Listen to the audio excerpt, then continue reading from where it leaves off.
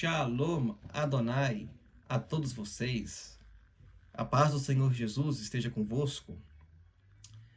Hoje estaremos dando continuidade ao tema Quem é o Espírito Santo?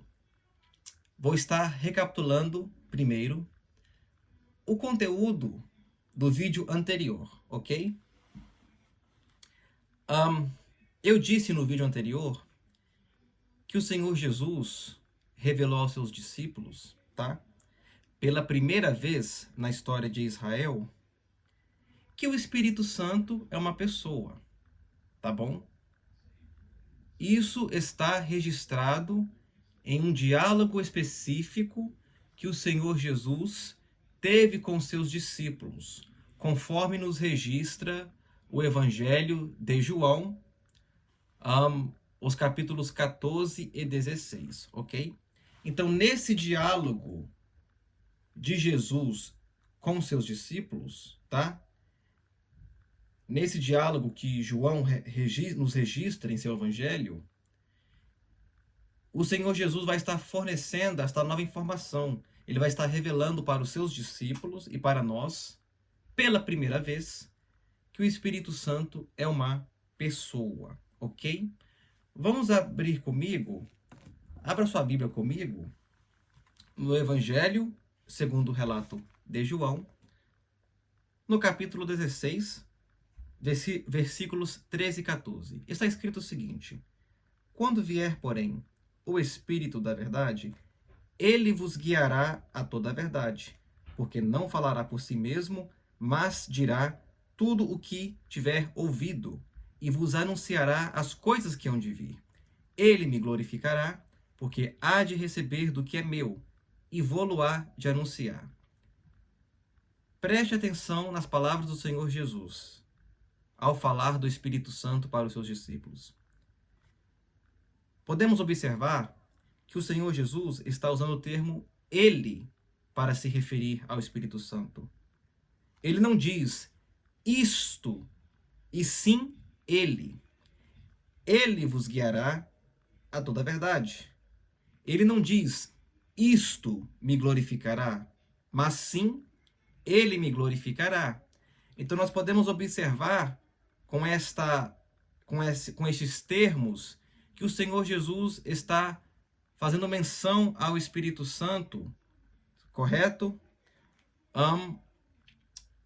Nos mostrando ele como uma pessoa e não algo, tá bom?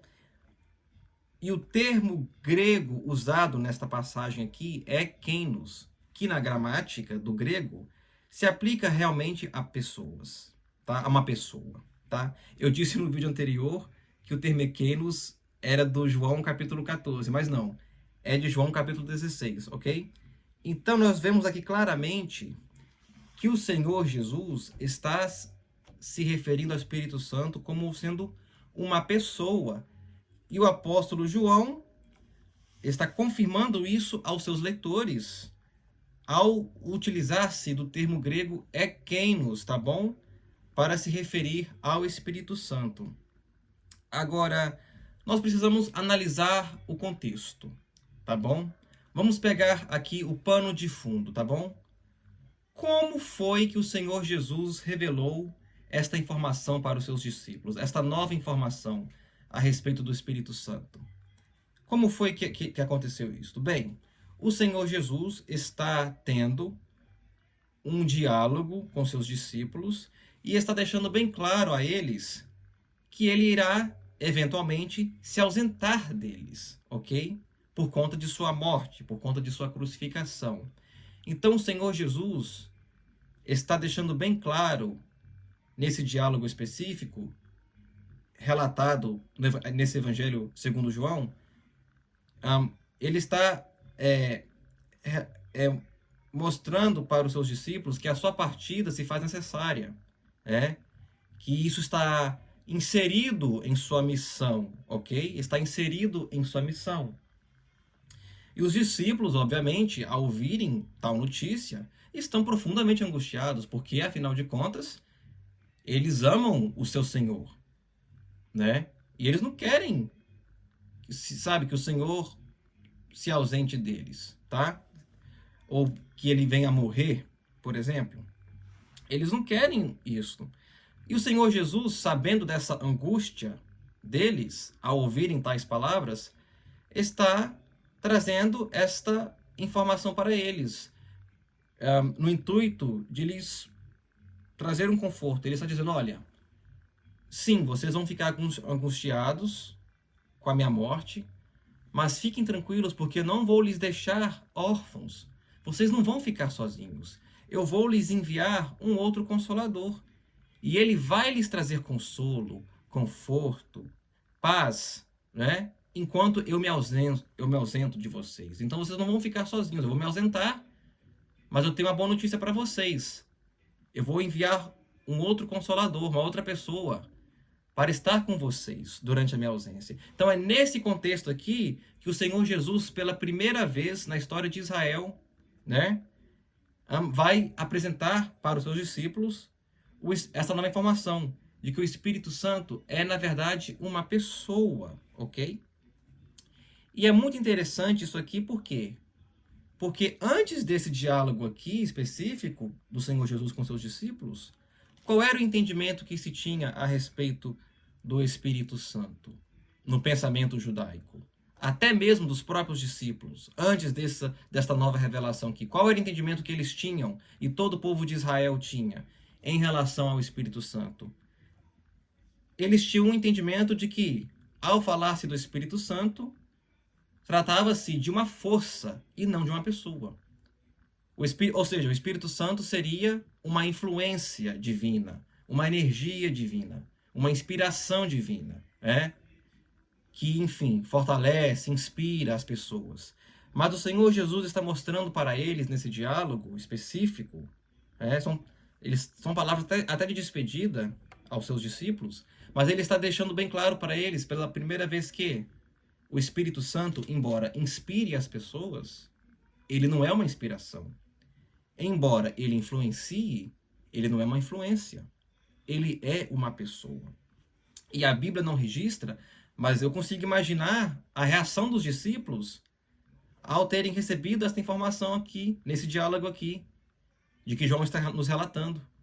Ao receber esta informação do Senhor Jesus, eles devem ter ficado surpreendidos, impressionados com essa nova informação, porque até então, de fato, não se tinha esse conhecimento, ok? Então, o Senhor Jesus, nesse diálogo específico de que nos relata João, capítulos 14 e 16, é-nos revelado pela primeira vez, pelo próprio Senhor Jesus Cristo, de que o Espírito Santo é uma pessoa de fato, tá bom? E eu disse no vídeo anterior também que, além de definir o que é uma pessoa, eu disse no vídeo anterior que cada pessoa é única. Ou seja, cada pessoa possui a sua impressão digital própria. Cada pessoa possui a sua identidade, que é única. Correto? E com o Espírito Santo não é diferente. O Espírito Santo é único. Em outras palavras, não pode haver dois Espíritos Santos, tá? Assim como cada pessoa é única, só existe um Israel, aqui eu, no mundo, com o Espírito Santo é o mesmo. Só existe um Espírito Santo, não há outro. Então, assim como cada ser humano é único e possui a sua identidade própria, com o Espírito Santo não é diferente. O mesmo se aplica ao Espírito Santo. Ele é uma pessoa e ele também possui a sua identidade própria, ok? Muito bem. Então, muito bem. Hoje nós vamos nos aprofundar mais, tá bom? Nós vamos analisar com mais profundidade a figura do Espírito Santo, que agora sabemos que é uma pessoa, né? No Antigo Testamento, nas Escrituras hebraicas, ok? Nós vamos, e ao realizarmos isto, iremos entender melhor, com mais clareza, o porquê se tinha essa compreensão até então do Espírito Santo. Ou seja, nós vamos entender melhor por que o povo de Israel interpretava, enxergava o Espírito Santo como sendo uma força e não uma pessoa, ok? Vai ficar bem mais claro, tá bom? Mas antes de eu entrar nas escrituras hebraicas, mostrando o Espírito Santo nas escrituras hebraicas, quero só relembrar o seguinte. Eu disse também no vídeo anterior que o Senhor Jesus, além de nos revelar pela primeira vez que o Espírito Santo é uma pessoa, ele também nos ensinou outras coisas, detalhes interessantes acerca do Espírito Santo. O que mais o Senhor Jesus nos ensinou sobre o Espírito Santo? Bem, ele nos ensinou que o Espírito Santo não só nos recorda dos ensinamentos dele, de Jesus, né? Ele deixou bem claro que o Espírito Santo, além de lhe estar consolando, não só lhes relembrariam dos ensinamentos que eles receberam por parte do Senhor Jesus, mas também lhes ensinaria o quê? Novas coisas em relação a Jesus, em relação ao reino de Jesus, ao reino de Deus, enfim, em relação ao mundo espiritual como um todo, tá bom? E isso é extraordinário. E nós vimos na aula anterior, no vídeo anterior, que o Senhor Jesus nomeou o Espírito Santo com o título de Consolador. Em algumas traduções, edições bíblicas, se diz auxiliador ou ajudador. Mas é interessante que o quê? Esse título que o Senhor Jesus deu ao Espírito Santo nos confirma mais uma vez que o Espírito Santo é de fato uma pessoa. Por quê? Porque nenhum de nós daríamos esse título a um vento, por exemplo, a uma energia divina, a uma influência divina, a uma inspiração divina, não é verdade? Esse título nós daríamos a uma pessoa, né? Então o Senhor Jesus está dando esse título ao Espírito Santo, está lhe nomeando com esse título, Consolador, para nos mostrar que de fato ele, o Espírito Santo, é uma pessoa, tá? E como eu disse, o Espírito Santo não só nos recorda, nos relembra dos ensinamentos de Jesus, mas também nos ensina novas coisas a respeito de Jesus. E uma figura bíblica que nos mostra isso com muita clareza, que nos confirma esta informação que o Senhor Jesus nos deu a respeito do Espírito Santo, é a figura do apóstolo Paulo. Por quê? Porque o apóstolo Paulo não foi testemunha ocular da morte e ressurreição do Senhor Jesus. O apóstolo Paulo não acompanhou o Senhor Jesus durante o ministério público terreno do Senhor Jesus. E mesmo assim, ele conseguiu, em suas cartas, escrever coisas fantásticas a respeito de Jesus. Conteúdos maravilhosos, ao ponto de, lá na frente, o próprio apóstolo Pedro, ao ler e analisar o conteúdo das cartas de Paulo, reconhecer isso e dizer que o conteúdo das cartas de Paulo está no mesmo patamar que as escrituras hebraicas, no que tange à autoridade divina, à inspiração divina. Ou seja, o apóstolo Pedro nos disse que o conteúdo das cartas de Paulo está no mesmo nível, no que tange à inspiração divina, com o conteúdo do Antigo Testamento, das escrituras hebraicas. Olha só que interessante. Então, como que ele poderia fazer isso, sendo que ele não andou com o Senhor Jesus durante o ministério público de Jesus? Só poderia ser através de uma intervenção especial do Espírito Santo, não é verdade? Ou seja, o Espírito Santo ensinando para ele, Paulo, que não foi testemunha ocular da morte e ressurreição do Senhor Jesus, ensinando para ele o quê? Coisas novas a respeito de Jesus, né? Coisas que o Senhor Jesus, durante o seu ministério público, às vezes não teve tempo de ensinar. Então, quando o Senhor Jesus disse para os seus discípulos, seus apóstolos, o Espírito Santo vai lhes ensinar novas coisas, o que ele quis dizer? Ou seja, vai lhe anunciar as coisas que hão de vir, ou seja, do futuro. É como se o Senhor Jesus estivesse dizendo para eles, olha, coisas que eu ainda não tive tempo de falar com vocês, que provavelmente eu não vou ter tempo de explicar, de ensinar para vocês no final do meu ministério, ele, o Espírito Santo, há de lhes ensinar, né? E o apóstolo Paulo, como eu disse, é uma prova perfeita de que isso aqui se cumpriu. Por quê? Porque o apóstolo Paulo recebeu novas revelações, novas informações a respeito do Senhor Jesus. E quem foi que trouxe para Paulo essas novas informações e revelações a respeito de Jesus? O Espírito Santo, né? Então, o apóstolo Paulo é um exemplo perfeito de que essas palavras que o Senhor Jesus falou para os seus discípulos durante o seu ministério público em relação ao Espírito Santo realmente são verdadeiras e se cumpriram. E não foi só com o apóstolo Paulo, até com os outros discípulos, apóstolos. O Espírito Santo continuou lhes revelando coisas novas a respeito de Jesus, a respeito do reino de Deus, tá bom? Então é muito bacana, sabe, falarmos acerca disto, porque eu costumo dizer para as pessoas o seguinte: olha, assim como Deus não cessou de falar conosco no livro de Deuteronômio, como afirmavam os saduceus, tá ok? Deus também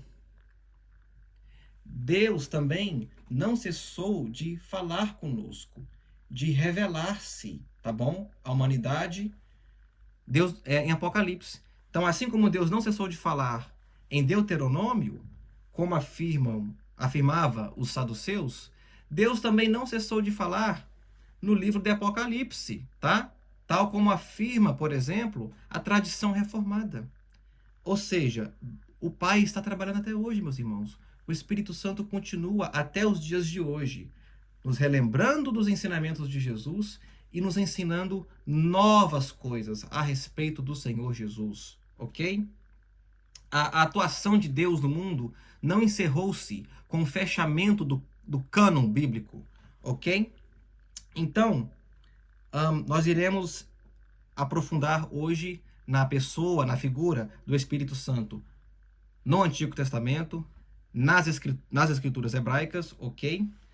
Mas antes, eu quero só esclarecer algo muito importante, que eu falei sobre a Santíssima Trindade no vídeo anterior, tá bom? Então, quero esclarecer o seguinte: existem doutrinas, tá bom, que não são essenciais, tá?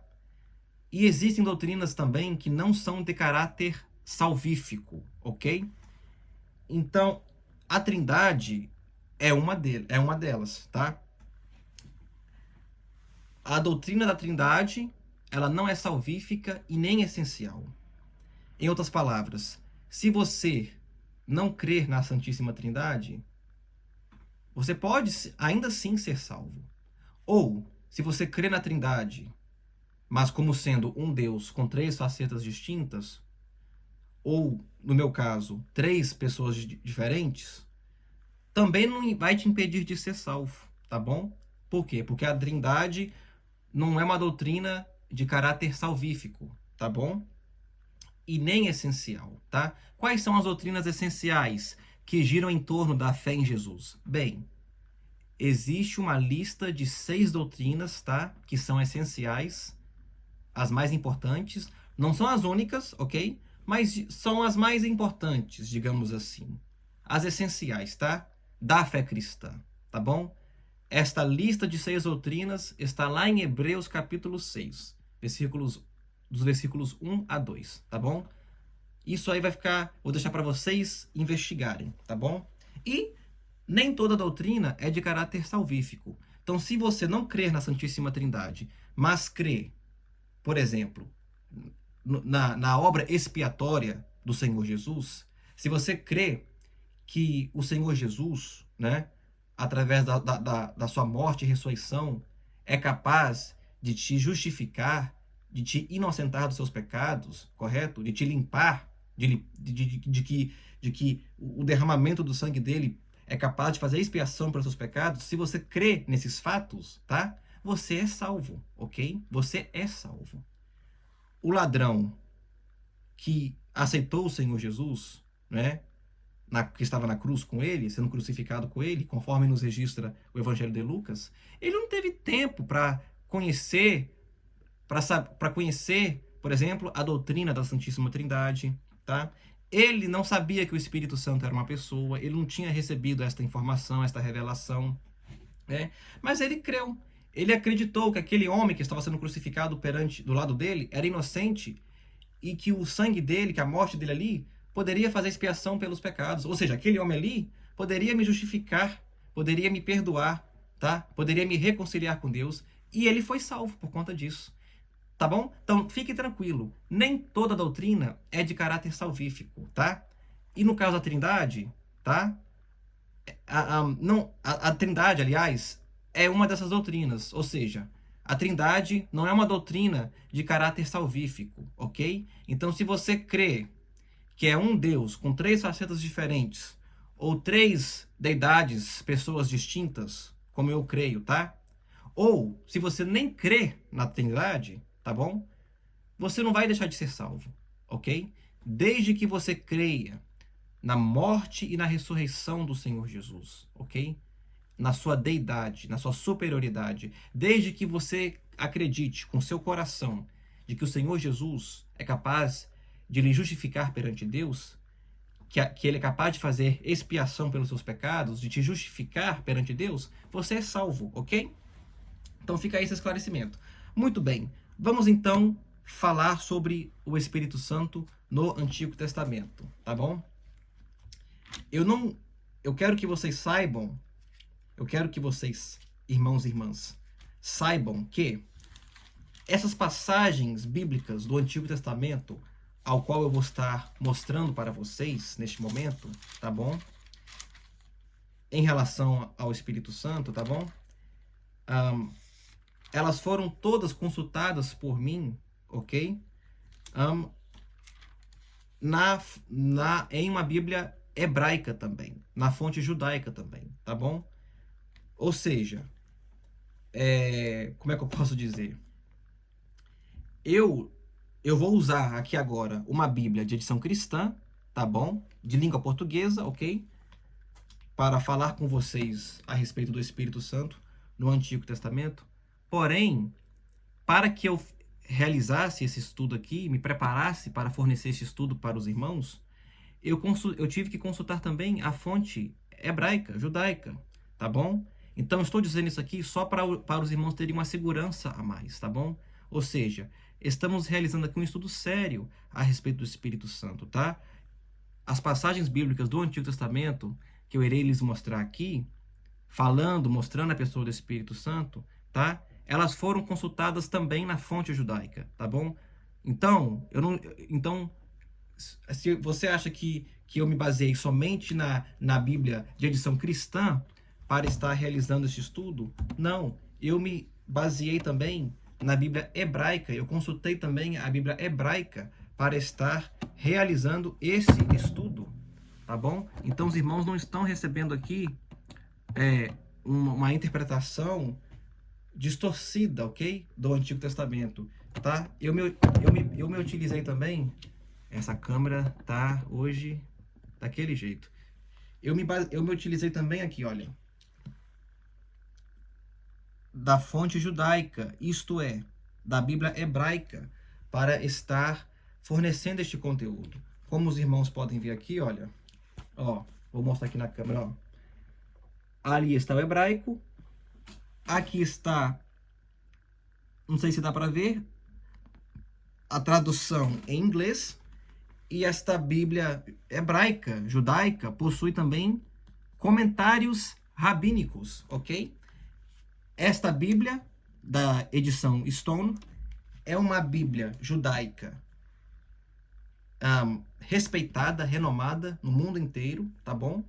Ela é utilizada até mesmo por rabinos ortodoxos e é utilizada também em sinagogas ortodoxas, tá bom? Ela é aprovada por muitos estudiosos, ok? E ela possui também comentários de rabinos renomados, tá bom? Então, eu estou mostrando isso aqui para os irmãos, só para os irmãos terem uma segurança a mais, tá? Para os irmãos, né, estarem cientes, tá? De que eu consultei também, de que essas passagens bíblicas, da qual eu vou estar lhes mostrando agora, elas foram consultadas por mim também, tá bom? Utilizando a Bíblia hebraica, tá bom? Eu estou utilizando aqui hoje uma Bíblia de edição cristã, tá bom? Em língua portuguesa, mas fique sabendo que todas essas passagens que eu vou estar lhes passando hoje, tá? na Bíblia cristã, elas foram consultadas por mim também na Bíblia judaica, tá? Também utilizei uma Bíblia hebraica, tá bom? E para estar fornecendo este conteúdo para vocês, ok? Muito bem, então vamos analisar agora o Espírito Santo no Antigo Testamento, porque no vídeo anterior nós focamos na pessoa do Espírito Santo no Novo Testamento, não é isso? Então, vamos focar hoje e aprofundar hoje na pessoa do Espírito Santo no Antigo Testamento. Ok, muito bem. Gênesis capítulo 1, versículo 2. Está escrito o seguinte: a terra, porém, estava sem forma e vazia, havia trevas sobre a face do abismo, e o Espírito de Deus pairava por sobre as águas. Então nós vemos aqui a terra em um estado caótico, né? Ela está inundada por águas, ela está escura, ela está sem forma, ela está vazia. E nós vemos o quê? O Espírito Santo pairando por esta terra, pairando sobre esta terra, tá bom? Preparando o cenário, ok? Para a criação, tá? Em algumas interpretações, a partir do versículo 3, na verdade, é uma reestruturação da terra, tá? Uma recriação e não uma criação, tá? Existe essa interpretação também. Se vocês quiserem aprofundar-se nisso, no meu canal vocês podem pesquisar aí o período pré-adâmico. Eu esclareço essa interpretação, tá? Mas, seja essa interpretação correta ou não, nós temos aqui o que? A terra em estado caótico e o Espírito Santo pairando por sobre ela, ok? Preparando o cenário para o quê? A criação, ou, segundo essa interpretação, a reestruturação dessa terra que está em estado de caos. E assim o Espírito Santo faz em nossas vidas até hoje, não é verdade? Nós estamos sem forma, estamos vazios, estamos em um estado de caos no nosso interior. O Espírito Santo vem parando sobre nós para então que trazer vida, né? Ordem neste nosso interior que está caótico. Então o Espírito Santo continua realizando essa obra em nossas vidas até hoje. Muito bem? Êxodo capítulo 31, versículos 1 a 5. Vou ler os primeiros 2 versículos, tá bom? Disse mais o Senhor a Moisés: eis que chamei pelo nome a Bezalel, filho de Uri, filho de Ur, da tribo de Judá, e o enchi do Espírito de Deus, de habilidade, de inteligência e de conhecimento, em todo artifício, versículo 4, para elaborar desenhos e trabalhar em ouro, em prata, em bronze. Então nós vemos aqui o Espírito Santo, tá? Agora nas escrituras hebraicas, capacitando homens, pessoas, na área da construção. Olha que interessante. Então isso nos mostra que o Espírito Santo ele pode nos ajudar até hoje, não só nas áreas da nossa caminhada espiritual, ou seja, não só no sentido de me reaproximar de Jesus, por exemplo, de renunciar ao pecado, por exemplo, mas também em outras áreas da vida, na dimensão humana também. Você pode pedir o Espírito Santo auxílio, como nós vemos aqui em Êxodo 31, ajuda, auxílio, em outros aspectos da vida também. Olha só que interessante. Vamos ver outra passagem. Gênesis capítulo 41, versículos 38 a 41. Gênesis 41, versículos 38 a 41. Vou ler apenas o versículo 38. Ó. O Espírito Santo, no Antigo Testamento, capacitando José. Disse Faraó aos seus oficiais. Faraó está falando aqui de José. Acharíamos, porventura, homem como este, em quem há o Espírito de Deus? Outra passagem, 2 Samuel, capítulo 23, versículo 2. O Espírito Santo inspirando o profeta Samuel, né, para profetizar. 2 Samuel, capítulo 23, versículo 2. O Espírito do Senhor fala por meu intermédio, e a sua palavra está na minha língua. Olha que fantástico isso. o Espírito Santo também capacitou homens para governar. Vamos ver isso aqui? Abra comigo em sua Bíblia, por favor, o livro de Números, capítulo 27, versículo 18. Está escrito o seguinte, ó. Disse o Senhor a Moisés: toma Josué, filho de Num, homem em quem há o Espírito. Quem será, hein? É o Divino Consolador, de que Jesus nos fala no Evangelho de João. E impõe-lhes as mãos. Versículo 19. Apresenta-o perante Eleazar, o sacerdote, e perante toda a congregação, e dá-lhe, à vista deles, as tuas ordens. Tá vendo? O Espírito Santo capacitando Josué para governar, para ser o sucessor de Moisés, né? Vamos ver outra passagem? Só nas Escrituras hebraicas agora, Antigo Testamento. Juízes, capítulo 6,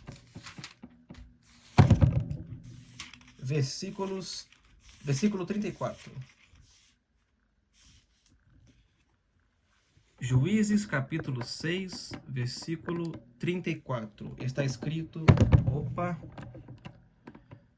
É isso aí, gente. Estou começando com isso. A gente é novo, né, na coisa. Então, tudo é aprendizado, não é verdade? Estamos aprendendo o tempo todo, né? Juízes 6, 34. Então, o Espírito do Senhor revestiu a Gideão, o qual tocou a rebate, e os abiezritas se ajuntaram após dele. Olha aí, ó, o Espírito Santo revestindo, capacitando, né, Gideão para governar, no caso, né? Vamos ver outra passagem? 1 Samuel, capítulo 16.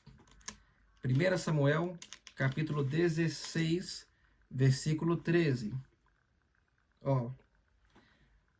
Tomou Samuel o chifre do azeite e o ungiu no meio de seus irmãos.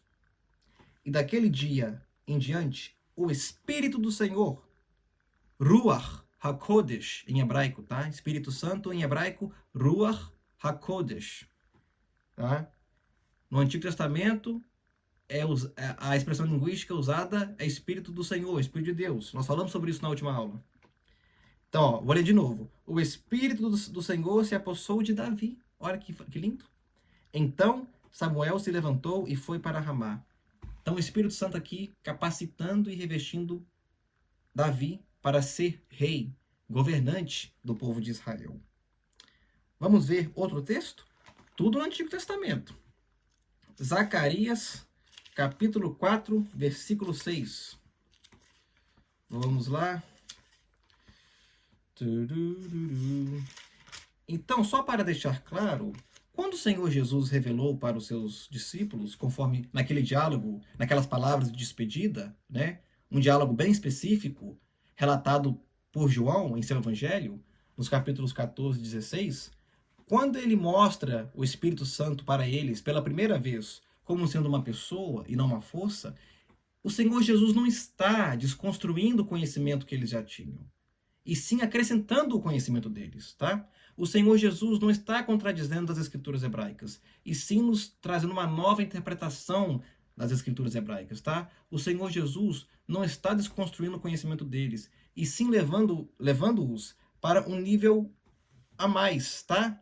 De compreensão, de entendimento. Ele está aprofundando o entendimento deles, tá bom? Em relação ao Espírito Santo. Ele não está desconstruindo o conhecimento deles, tá? Que eles já tinham a respeito do Espírito Santo. Ele está o quê? Desvendando para eles um novo entendimento, tá? Trazendo uma revelação mais profunda, um esclarecimento, tá bom? A respeito do Espírito Santo, tá? Uma informação nova que até então eles não tinham recebido, ok? Zacarias, capítulo 4, versículo 6. Está escrito o seguinte... prosseguiu ele e me disse: esta é a palavra do Senhor, a Zorobabel, não por força nem por poder, mas pelo meu espírito, diz o Senhor dos exércitos. Tá vendo aí? Ou seja, o Espírito Santo presente, capacitando pessoas, não é verdade? Vamos ver aqui o profeta Joel também falando a respeito do Espírito Santo. Se você tiver uma Bíblia e puder me acompanhar, ok? Melhor ainda. Vamos lá.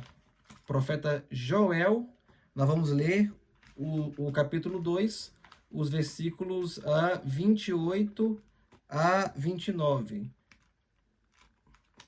Profeta Joel. Vamos lá. Onde está o profeta Joel? É aquela coisa, né? A gente, utilizando-se de várias edições bíblicas diferentes, que eu gosto de comparar uma edição com a outra, e enfim, a gente, né, vai perdendo o costume de folhear. Mas é importante aprendermos a manusearmos as escrituras com diligência, com conhecimento e facilidade. Por isso que eu recomendo, não use celular, sabe? Evite ler as escrituras sagradas em um celular, tá? Procure uma Bíblia física para você aprender a manusear as escrituras, ok? Então, Joel, capítulo 2, versículos 28 e 29. Está escrito o seguinte, ó. E acontecerá depois que derramarei o meu espírito sobre toda a carne. Vossos filhos e vossas filhas profetizarão, vossos velhos sonharão, e vossos jovens terão visões. Até sobre os servos e sobre as servas derramarei o meu espírito naqueles dias. Isso aqui se cumpriu aonde? Em Atos capítulo 2, tá? Em Atos capítulo 2. Então, Joel está profetizando o quê? O derramamento oficial do Espírito Santo, não só sobre aqueles discípulos de Jesus, né? Mas também o Espírito Santo vindo fazer morada oficial aqui na Terra. Porque faz todo sentido. Se a função do Espírito Santo, se uma das funções, né, do Espírito Santo é nos consolar e nos preencher na ausência do Senhor Jesus, correto? Enquanto nós aguardamos o seu retorno a esta terra, então faz todo sentido, a partir daquele momento ali, ele passar a residir oficialmente na terra, né? Porque enquanto o Senhor Jesus estava aqui, ele estava lá, nos céus, com o Pai Hashem, com Deus Pai, Deus Criador, né? Então, não precisava dele estar aqui na terra oficialmente, residindo aqui oficialmente, porque o Filho de Deus estava aqui. Mas depois que o Filho de Deus saiu da terra, fazendo a sua ascensão aos céus, então foi necessário o Espírito Santo, no lugar de Jesus, descer aqui para ficar aqui conosco, nos consolando, enquanto aguardamos, esperamos o retorno de Jesus, até que o Senhor Jesus retorne, correto? Faz todo sentido, ok?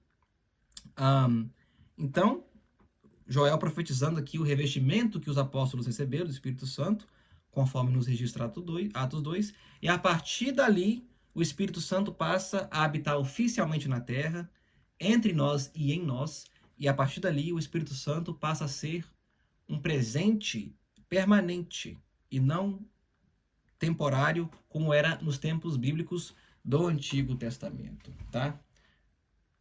Na verdade, antes de Atos 2, os apóstolos já tinham recebido o Espírito Santo, ok?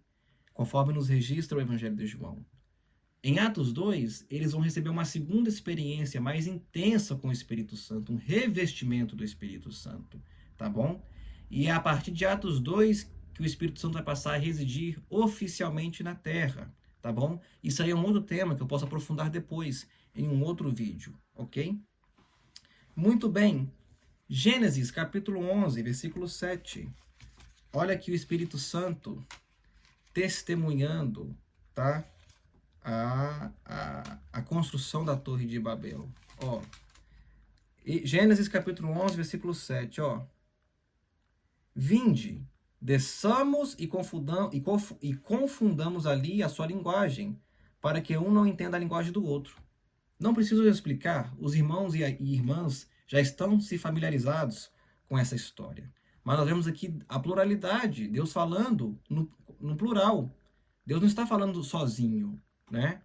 A interpretação rabínica ortodoxa vai dizer que essa pluralidade se refere aos anjos, ou seja, a congregação celestial composta por anjos, né? Ao qual Deus já está falando. Ou seja, Deus está falando com seus anjos. Olha, vamos descer ali e confundir a linguagem deles, né?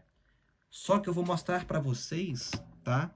Que as pluralidades que aparecem no Antigo Testamento em relação a Deus, na maioria das vezes, não é se referindo aos anjos, tá bom? Nós vamos ver o porquê disto, tá? E isso aqui vai ajudar você a entender melhor, tá? A Santíssima Trindade, tá bom? E você vai entender melhor o porquê nós temos, sim, boas bases bíblicas para crermos na Trindade, ok? Embora a Trindade seja uma revelação muito recente, tá? Na história da humanidade. Porque os profetas, por exemplo, não tinham esse conhecimento. Eles não viram a Trindade, não de forma clara como nós hoje, tá bom? Moisés também não tinha esse conhecimento. Então, se nós chegássemos naquele tempo e falássemos de um Deus trino, né, para os profetas, os patriarcas, por exemplo, né, provavelmente seríamos taxados de hereges, ok? Mas, como eu disse, o Pai está trabalhando, sempre trazendo revelações novas. Então, o conceito da Trindade realmente estava, sim, obscuro, ok? Nos tempos bíblicos. Mas se você fizer um estudo sistemático, tá? De toda a Escritura, ok?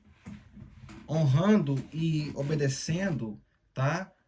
Tipo assim, um estudo organizado desde do Gênesis até o Apocalipse, ou seja, honrando ambos, né, as coleções de livros sagrados, ou seja, tanto os livros do Novo Testamento quanto os livros do Antigo Testamento, nós vamos chegar à conclusão de que o conceito de um Deus trino se faz realmente presente na Bíblia, ok?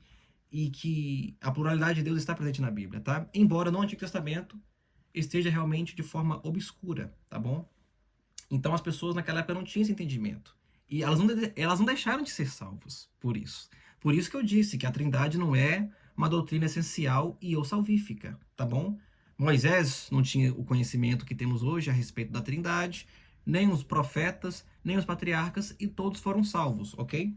Então, vamos ver outra passagem. Olha aqui o Espírito Santo e o Filho, né, Jesus? O Deus Pai, o Deus Filho e o Deus Espírito Santo. Os três presentes na chamada ministerial do profeta Isaías. Abra comigo, Isaías capítulo 6, versículo 8. Está escrito o seguinte. Isaías capítulo 6, versículo 8. Depois disto, ouvi a voz do Senhor que dizia: A quem enviarei? E quem há de ir por nós? Disse eu: Eis-me aqui, envia-me a mim. Vamos ler de novo? Depois disto, ouvi a voz de quem? Do Senhor, do Criador de todas as coisas. E o que Deus dizia para Isaías? A quem enviarei e quem há de ir por mim? Não. Quem há de ir por nós? Olha só, está no plural. Então nós vemos aqui a Trindade, embora de forma obscura realmente, presente até mesmo nas escrituras hebraicas, tá bom? Mas Israel, mas como é que você pode me provar que essa pluralidade aqui não se refere aos anjos, e sim à Trindade? Aguenta aí, que eu vou te trazer uma informação fantástica a respeito disso, que vai te esclarecer, tá bom? O profeta Ezequiel também falou sobre o Espírito Santo, olha. Ezequiel capítulo 36, versículos 26 a 28. Dar-vos-ei coração novo e porei dentro de vós espírito novo. Tirarei de vós o coração de pedra e vos darei coração de carne. Porei dentro de vós o meu espírito e farei que andeis nos meus estatutos, guardeis os meus juízos e os observeis. Então, Ezequiel está falando aqui do Espírito Santo, né? Fazendo aqui uma menção, né, do selo da nova aliança, que foi em Atos 2. A nova aliança acontece na morte e ressurreição do Senhor Jesus, mas ela é selada oficialmente em Atos 2. Mas isso é um outro tema. ok? E Ezequiel nem sabia que estava se referindo à igreja, porque Ezequiel não viu a igreja. Isaías também não viu a igreja, eles viram a glória da igreja, mas nem eles sabiam com precisão do que estavam, sabe, falando. Eles estavam profetizando a respeito da igreja, mas eles não nem sabiam, na verdade, que era a igreja. O que seria isso, tá? É interessante, né? Muito bem. Então, vamos ver agora a pluralidade de Deus com mais precisão no Antigo Testamento, nas Escrituras hebraicas. Abra comigo, por gentileza, Gênesis capítulo 1, versículo 1. Todos vocês conhecem este texto, tá bom? Abra aí, por favor. Gênesis capítulo 1, versículo 1.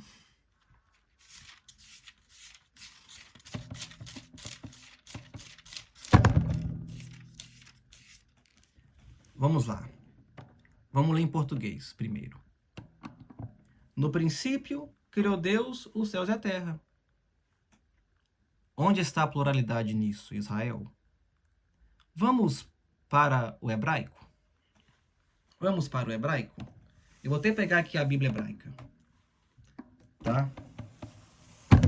Vamos para a Bíblia hebraica e vamos analisar esta passagem.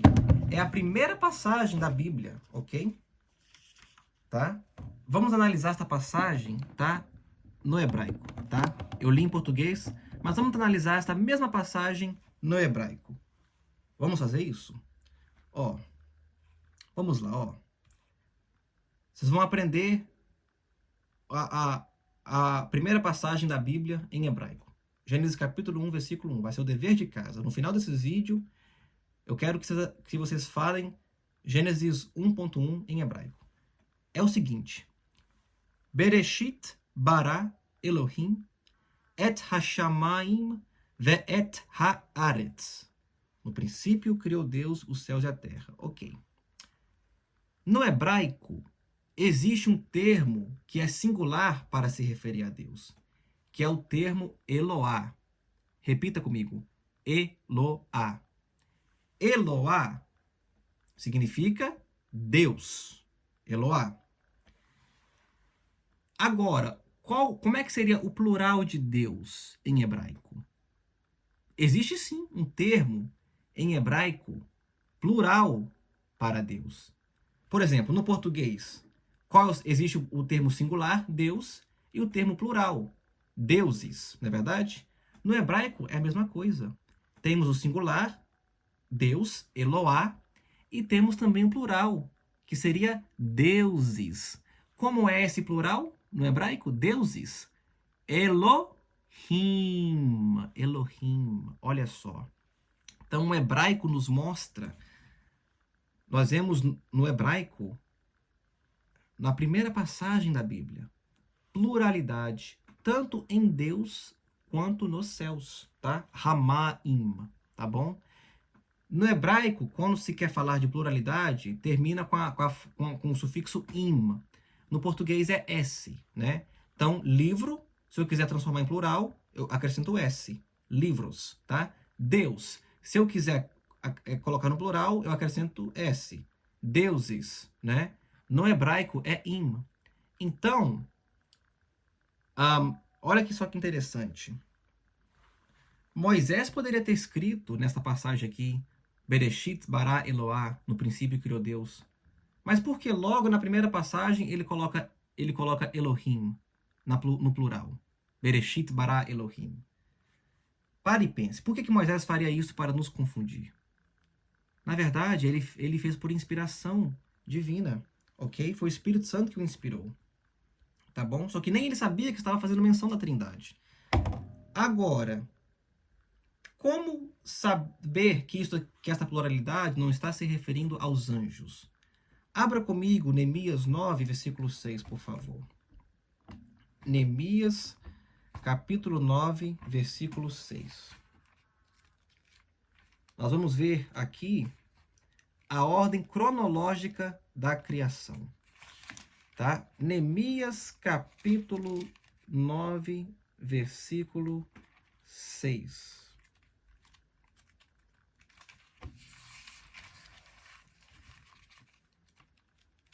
Então, só para recapitular, Deus, Eloá, deuses, Elohim.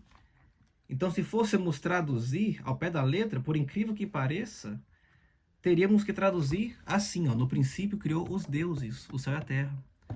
Mas isto iria ferir, né, muito a interpretação ortodoxa, né, do monoteísmo, né, de Deus. Iria ferir muito, né? Então, se colocou a tradução no singular. Mas se a gente for honesto, seguindo a gramática do hebraico, Elohim é plural. É plural.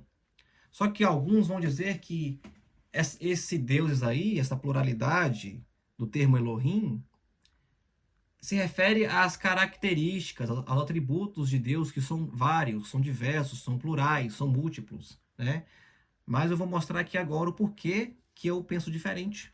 E vou mostrar aqui para vocês porquê você tem sim, eu e você temos boas razões para acreditarmos na doutrina da Trindade. Mas, como eu já disse, a Trindade não é salvífica. Então, mesmo que você não creia na Trindade, isso não vai impedir a sua salvação, tá bom? Mas eu estou aqui explicando para você por que eu creio na doutrina da Trindade e por que você também tem boas razões para crer. Neemias capítulo 9, versículo 6. Está escrito o seguinte, olha. Aqui temos a ordem cronológica da criação. Só tu és Senhor. Tu fizeste o céu dos céus e todo o seu exército. Todo o seu exército aqui se refere aos anjos, ok? A corte celestial. Então, ó, tu fizeste o céu dos céus e todo o seu exército. A terra e tudo quanto nela há, os mares e tudo quanto há neles. E tu o preservas a todos com vida, e o exército dos céus, os anjos, sendo mencionados de novo, te adora. Então aqui nós temos a ordem cronológica da criação. Primeiro Deus criou os céus, depois os anjos e depois a terra. Então, se fôssemos ter uma descrição mais detalhada em Gênesis 1.1, seria: no princípio criou Deus, ou os deuses, né? Os céus, os seus habitantes, que são os anjos, e depois a terra, tá? E faz todo sentido. Antes de Deus criar os seres angelicais, Deus precisa criar primeiro o quê? Uma atmosfera, né? Uma casa, uma habitação para eles. Não é verdade? Então Deus não criou os anjos primeiro e depois os céus, conforme nos mostra Neemias. Ele criou primeiro os céus e depois os anjos, tá? Agora preste atenção. Vamos voltar para Gênesis 1.1. No princípio criou Deus os céus e a terra. Bereshit bara Elohim et hashamayim ve et haaretz. Agora vem a grande questão. Se essa pluralidade se refere aos anjos, conforme muitos acreditam, por que ela aparece antes da criação dos anjos? Porque Deus criou os céus primeiro e depois os anjos, tá? Mas antes dele criar os céus, a pluralidade, com o termo Elohim, a pluralidade de Deus já aparece. Então, se a pluralidade de Deus está aparecendo antes da criação dos anjos, essa pluralidade só pode estar se referindo a quem? Como que ela está se referindo aos anjos? Ela só pode estar se referindo à Santíssima Trindade. Olha só. Então, isso nos mostra que o Pai, Hashem, o Filho, Jesus, o Messias, né? E o Espírito Santo, os três estavam presentes na obra da criação. Eles não só testemunharam a criação dos céus, dos anjos e da terra, mas também participaram, contribuíram para esta criação. Olha que fantástico! Então, a pluralidade, em Gênesis 1.1, ela aparece antes da criação dos anjos. Então, como que ela está se referindo aos anjos, né? Entendeu? Por isso, eu consigo ver embora de forma obscura, mas eu consigo ver a Trindade presente em outras partes da Bíblia hebraica, quando Deus refere a si mesmo como sendo nós e não eu, ou seja, usando o termo plural. Embora eu vejo, sim, que em algumas ocasiões, no Antigo Testamento, quando Deus se refere a si mesmo como plural, em alguns casos, realmente está se referindo à corte angelical, tá? Mas em outros casos, como foi no caso das passagens que eu mostrei aqui hoje, eu acredito que não está se referindo aos anjos. E se não está se referindo aos anjos, está se referindo a quem então? Só pode estar se referindo à Santíssima Trindade. Então, no princípio, criou o quê? As deidades, tá? Os céus, os anjos e a terra. Tá bom? Você pode estar pensando, mas então você está sendo politeísta? Isso é um politeísmo, né? Se a Trindade é dessa maneira que você crê, três deuses distintos, três pessoas distintas, e não um Deus com três manifestações diferentes, então você está sendo politeísta. Mas, na verdade, se a gente parar para pensar, há muita diferença entre a Santíssima Trindade e o politeísmo que vemos por aí no mundo afora. Porque se você observar os politeísmos que existem no mundo afora, pelas religiões, tá? Pelas religiões da antiguidade também, como, por exemplo, nas religiões da Grécia, você vai observar que nos politeísmos, pelo mundo afora, principalmente da antiguidade, há sempre uma rivalidade, uma competição entre os deuses, tá? E no caso da Santíssima Trindade, é bem diferente.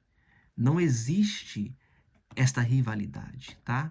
O pai não compete com o filho, não contradiz o filho, não conspira contra o filho não conspira contra o pai, o Espírito Santo não contradiz o Senhor Jesus não contradiz o Espírito Santo, é um trabalho harmonioso. Então a Santíssima Trindade difere muito dos politeísmos pelo mundo afora, mas muito, muito, tá bom? Então eu não diria politeísmo, e sim um triteísmo, tá? Porque a harmonia dos três é muito forte, tá? Existe uma harmonia muito grande entre os três.